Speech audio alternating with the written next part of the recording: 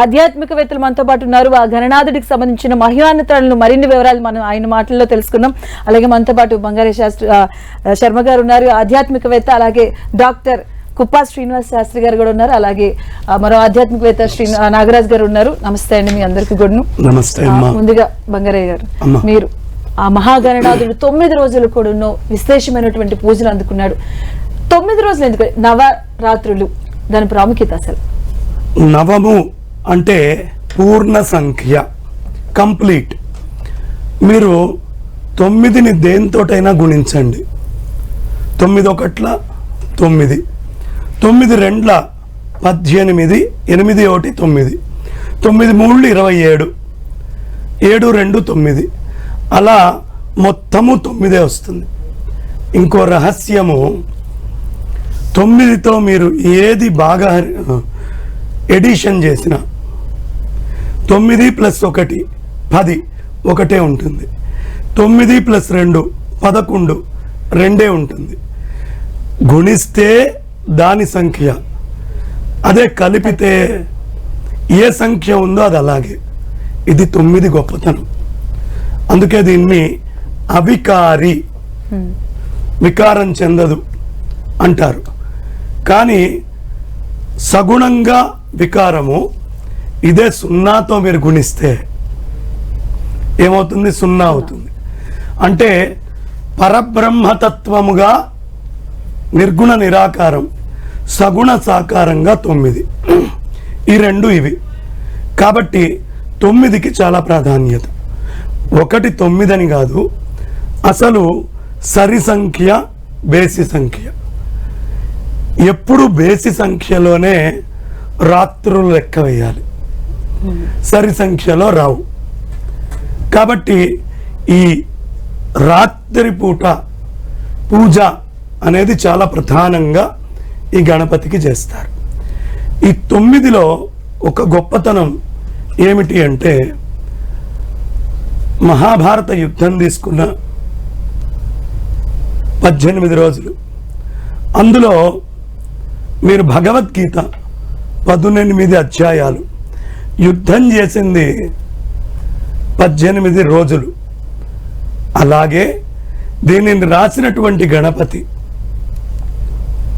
రాసినవాడు గణపతి, వ్యాసుల వారు చెప్తే. కాబట్టి ఈ 9 అనే సంఖ్యకి న్యాయం చేయాలి అంటే, సహస్రారంలో 9 నిర్గుణ నిరాకారం అయితే, మూలాధారంలో సగుణ సాకారం. ఈ రెండు అభేదము అని చెప్పాలంటే గణపతి పూజతోటి మొదలుపెట్టి గణపతితో ముగించాలి. అందుకని ఈ 9 పూర్ణత్వం, శూన్యము నుంచి 9 దాకా. అందుకని 9 తీసుకొని చేస్తారమ్మా. 9కి అంత విశేషం. బంగారి శర్మ గారు, పూజా విధానంలో మనం ఒక మట్టి విగ్రహాన్ని తెచ్చినా, ఎంతో వాల్యుబుల్ ఉన్న బంగారు విగ్రహాన్ని తెచ్చినా కూడా 21 పత్రులతో మనం పూజ చేస్తూ ఉంటాం. అందులో గరికకి మరీ ప్రాముఖ్యత. మనం ఎన్ని చేసినా, ఎన్ని పెట్టినా గరిక యొక్క మహిమానత్వం అనేది వేరే ఖచ్చితంగా పెట్టాలి అంటారు. అసలు ఎందుకది? మనకి ఇవాళ మంచి ప్రశ్నమ్మా. గ్రహణం కాబట్టి గ్రహణం రోజు గరిక గురించి మాట్లాడుకోవాలి. ఈ గరికలో చాలా అద్భుతమైనటువంటి గుణాలు ఉన్నాయి. రేడియేషన్స్ అబ్జార్బ్ చేసే గుణాలు ఉన్నాయని రీసెర్చ్ పేపర్స్ ఉన్నాయి. కాబట్టి గరికకు ప్రత్యేకత. 2, పెద్ద గాలులు వచ్చినాయి, లేదు పెద్ద వరదో వానో వచ్చింది, ఏమాత్రం చెట్టు అయినా కొట్టుకుపోతుంది. గరికకి ఏం కాదు, అది అలా ఉంటుంది, మళ్ళీ లేస్తుంది. అంటే దాంట్లో జీవ లక్షణం చాలా ఎక్కువ. గరిక దేనికి ఎక్కువ తొందరగా పోతుంది అంటే, సూర్యనారాయణమూర్తి యొక్క తాపానికి తొందరగా పోయి ఓషధిగా మారి ఇంకో జీవం కింద లేస్తుంది. అందుకే సూర్యుడి లోపల 2 లక్షణాలు. 1 పూర్తిగా దాహకం, 2 ఉత్పాదనం.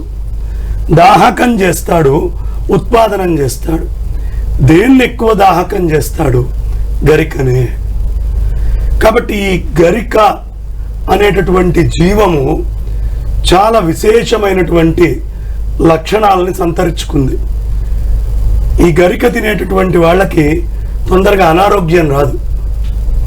మీరు గరికపాటి ఇట్లాంటి ఇంటి పేర్లు వింటారు. ఇదేమిటి అంటే ఆ గరికతోటి పచ్చడి చేసి రాజును మెప్పించారు.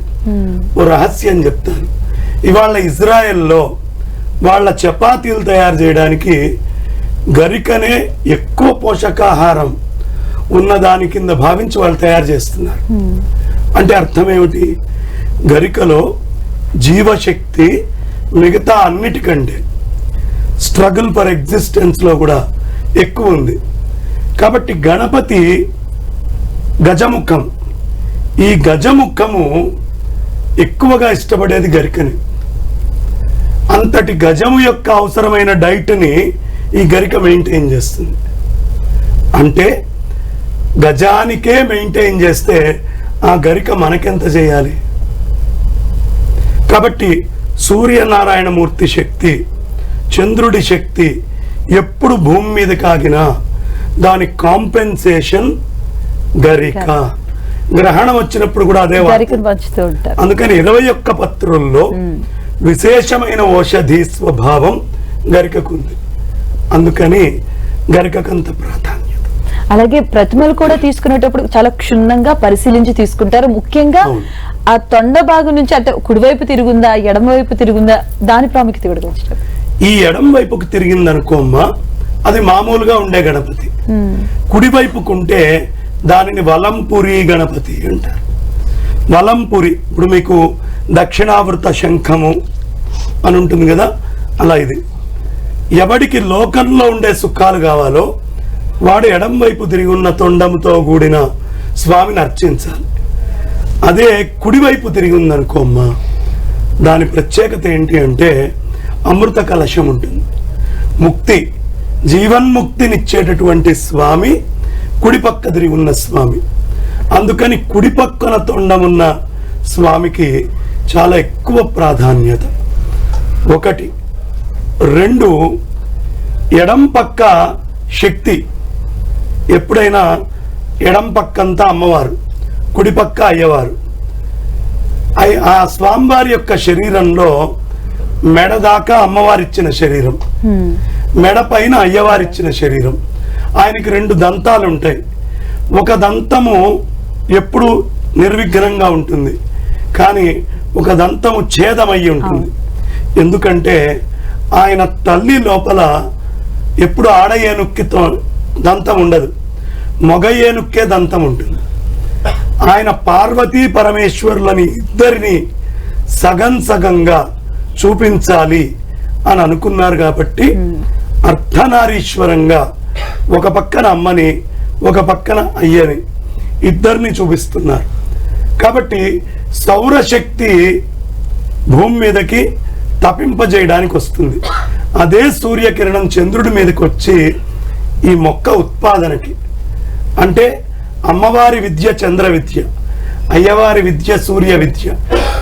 ఈ సూర్యుడి నుంచి వచ్చే కిరణం తపింపజేస్తుంది, చంద్రుడి నుంచి వచ్చే కిరణం జీవాన్ని ఇస్తుంది. కాబట్టి ఈ 2 ఆయన చూపించడానికి అయ్యవారిచ్చినటువంటి ముఖముతో తపింపజేసే లక్షణం గరికని లాగుతాడు. ఆ అమ్మవారిచ్చినటువంటి శక్తిని అయ్యవారిలో ఐక్యం చేయడం, అంటే జీవన్ముక్త స్థితిని నువ్వు పొందాలి, ఆత్మతత్వము బయట విడిగా కనిపిస్తున్న శక్తి అభేదము ఒకటి చెయ్యి అని చెప్పడానికే ఆ గరికని స్వామి భుజిస్తారు. ఇది ప్రత్యేకత.